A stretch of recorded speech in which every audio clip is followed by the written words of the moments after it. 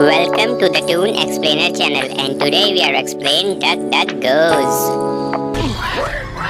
Whoa, that is not a good one.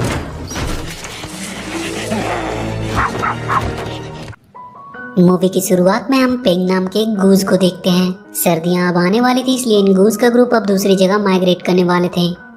पेंग हमेशा से अपने ग्रुप से अलग ही रहता था। उसे लगता था कि वो और से थोड़ा अलग है। वो और गूज की तरह डिसिप्लिन में नहीं रहना चाहता था, इसलिए उसके ग्रुप का लीडर बिंज हमेशा से उससे परेशान ही रहता था, क्योंकि वो कभी उसकी बातों को फॉलो ही नहीं करता था।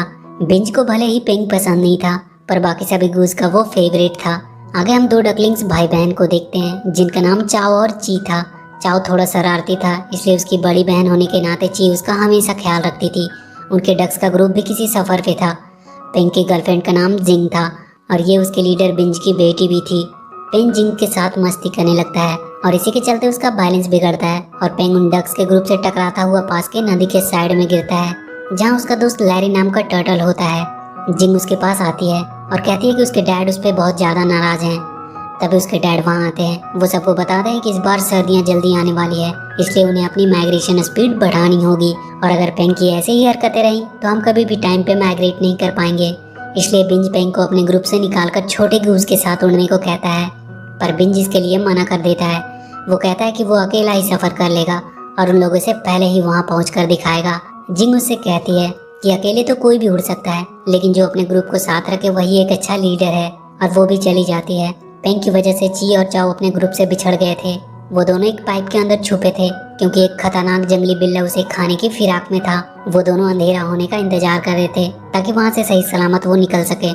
पेंग का दोस्त लैरी उसे समझाता है कि तुम अपने ग्रुप के साथ क्यों नहीं चले जाते। पेंग कहता है कि उन्हें आज जाने दो, वो कल अपना सफर शुरू करेगा और उनसे पहले पहुँच कर दिखाएगा। बाकी सभी गूज ग्रुप बनाकर अपने माइग्रेशन के सफर पर निकल जाते हैं। जिंग थोड़ा नाराज थी पेंग की वजह से, क्योंकि उसे उसकी फिक्र थी। अब रात हो चुकी थी। ची और चाओ वहाँ से बाहर निकलने का सोचते हैं, तभी वो बिल्ला उन पर हमला कर देता है। वो अपनी जान बचाकर भागने लगते हैं। उनका पीछा करता हुआ वो बिल्ला पेंग से मिलता है। पेंग उसे मार मार कर वही नदी में डाल देता है, जिसमें वो डूब जाता है। ची और चाओ ये देखकर पेंग से काफ़ी इम्प्रेस हुए। पेंग वहीं पे सो गया। सुबह जब उसकी नींद खुली तो उसे वो दोनों डकलिंग्स अपने नीचे सोए हुए दिखाई दिए। चाओ उसे अपनी मॉम समझकर उससे चिपट गया। ची उसे रोकने की कोशिश करती है। वो पेंग से कहती है कि उसका भाई अभी छोटा है और उसने अपनी मॉम को नहीं देखा, इसलिए वो उसे ही अपनी मॉम समझ लिया है। ची पेंग से कहती है कि उसी के कारण वो लोग अपने ग्रुप से बिछड़ गए और यहाँ फंस गए। वो उससे पूछती है कि क्या वो उनकी मदद करेगा, पर पेंग कहता है कि वो उनकी मदद नहीं कर सकता, क्योंकि उसे अपने बाकी के ग्रुप के पास जाना है। और वो वहाँ से उड़कर जाने लगता है, पर वो देखता है कि चाओ उसके पीछे के पंख में लटका हुआ है। वो उसे अपने से छुड़ाने की कोशिश करता है और इसी के चलते वो वहाँ के टंगे एक बड़े से प्लेट से जाकर टकरा जाता है और वहीं गिर जाता है। तभी वो प्लेट टूट कर गिरता है और उसके एक पंख को कुचलते हुए नदी में गिर जाता है। उसका एक पंख अब डैमेज हो चुका था। अब वो उड़ नहीं पा रहा था। उसे समझ नहीं आ रहा था कि वो अब क्या करे। वो कैसे इस हालत में माइग्रेट कर पाएगा। उसे अब ये पूरा सफ़र चल कर तय करना होगा और रास्ते में उसे बहुत से खतरनाक जानवरों का भी सामना करना पड़ सकता है। तब उसे आइडिया आता है और वो ची और चाओ को अपने साथ ले जाने का सोचता है, ताकि कोई खतरा अगर आए भी तो वो उन दोनों को आगे कर देगा। वो ची और चाओ से बात करता है कि वो उनकी मदद करने को तैयार है। वो उन्हें अपने साथ चलने को कहता है और उनसे कहता है कि वो उनके ग्रुप से मिलवा देगा। वो उन दोनों को अपने साथ लेकर निकल जाता है। इधर लैरी को नदी से वही जंगली बिल्ला निकलता हुआ दिखाई देता है। वो लैरी को पकड़कर उन तीनों के बारे में पूछता है। डर के मारे लैरी उसे सब कुछ बता देता है कि पेंग अब उड़ नहीं सकता है, उसका एक पंख डैमेज हो चुका है और वो तीनों ये सफर चल कर तय करने वाले हैं। ये सुनकर वो बिल्ला काफी खुश हो जाता है कि आज वो उस गूज का भी शिकार करेगा। वो तीनों चलते चलते थक चुके थे और अब तो बहुत बारिश भी हो रही थी। बिजली भी तेजी से कड़क रही थी। उन्हें एक झोपड़ी दिखाई देती है। वो वहाँ के रहने वाले चिकन से पूछते हैं कि क्या वो एक रात के लिए यहाँ रुक सकते हैं, और वो तीनों पूरी रात वहीं आराम करते हैं और सुबह फिर से तीनों अपने आगे के सफर पर निकल जाते हैं। वो बिल्ला उनका पीछा करता हुआ उन चिकन्स तक पहुँच चुका था। वो उन्हें डराकर उनके बारे में पूछता है कि वो किधर गए हैं। पेंग को रास्ते में एक लेडी दिखाई देती है जिसके पास साइकिल थी। वो उनकी साइकिल चुराकर भागने लगता है और एक पत्थर पे ठोकर लगने से वो एक लॉरी में जाकर गिरते हैं, जिसमें बहुत सारे पिग्स भरे थे।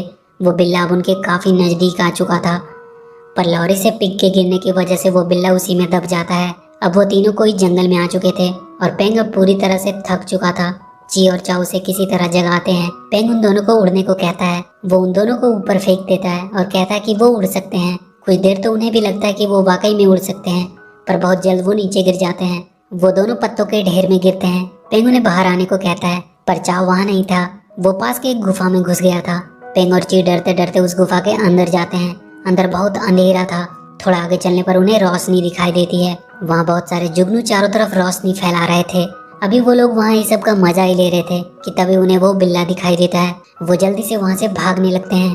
पेंग उसे किसी तरह वहीं रोकने की कोशिश करता है। वो तीनों उस बिल्ले से बचते हुए उस गुफा से बाहर आते हैं और वो तीनों एक झरने में बहते हुए कहीं दूर पहुँचते हैं। तभी ची देखती है कि उन्होंने उस रोड को ढूंढ लिया है जिसमें उसके ग्रुप से आगे बढ़ रहे थे।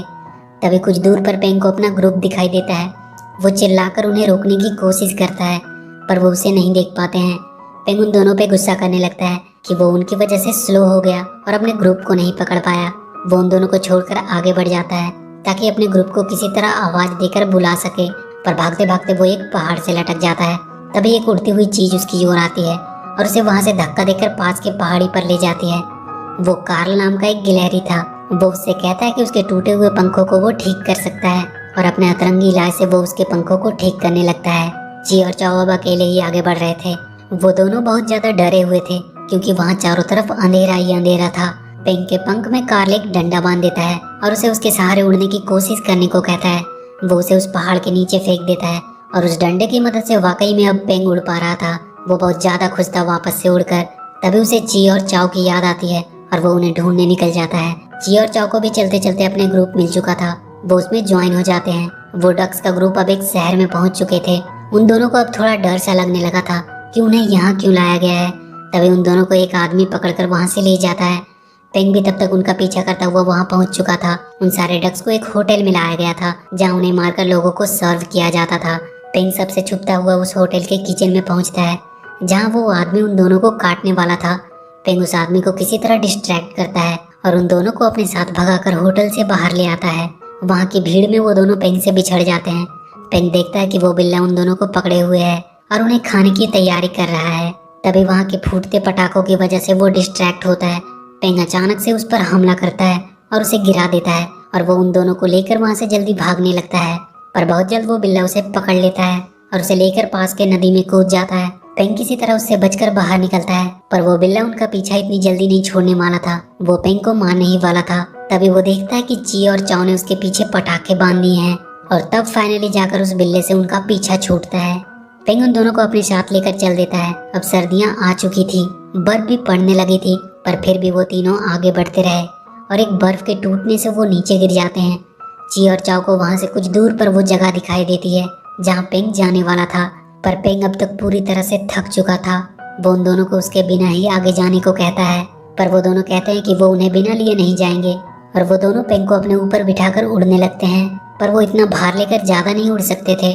वो दोनों गिरने लगते हैं। चाओ पेंग की आवाज में बाकी गूज को मदद के लिए आवाज देता है।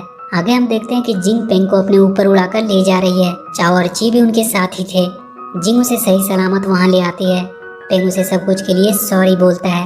वो उसे उन दोनों भाई बहन ची और चाओ से मिलवाता है और उन्हें भी अपने फैमिली के साथ ही रख लेता है और ये मूवी यहीं खत्म हो जाती है।